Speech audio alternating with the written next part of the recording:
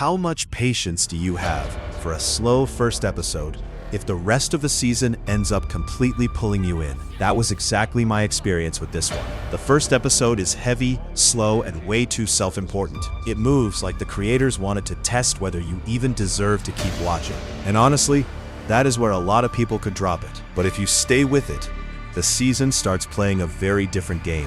This is a sci-fi thriller with a strong mystery core. The story follows a man who steps outside the limits of his familiar, protected world and tries to figure out not only what happened to his wife, but also how people manage to survive after a massive catastrophe. So the season has a clear engine: investigation, movement, new locations, and new threats. It is not vague. It is not just characters staring into space and suffering in silence. And that is exactly why it becomes so watchable. The show does not just recycle the same mystery again. It expands the world, raises the stakes, and keeps opening new doors. At some point, it turns into that kind of series where you say, all right, one more episode, and suddenly you are already waiting for the finale. What works especially well is the tension, the growing scale, and the performance at the center of it all. The season feels bigger, more open, and more ambitious than before. It gives you more to explore, more to question, and more reasons to stay invested.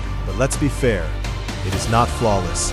The biggest problem is the pacing, especially at the beginning. Some scenes go on longer than they need to. Some storylines feel stronger than others. And now and then, the series seems a little too impressed with its own seriousness, as if every pause is supposed to feel profound just because nobody is talking. It is not a disaster, but yes, the show could absolutely lose a few minutes here and there and come out strong. Still, the important part is this: it works. Once it gets going, it becomes genuinely gripping. By the end, you are no longer thinking about that rough start. You just want to see where it all lands. So my verdict is simple. Yes, it is worth watching. It stumbles at the beginning, but then it locks in and delivers a tense, addictive season that is easy to recommend. This is Paradise 2026.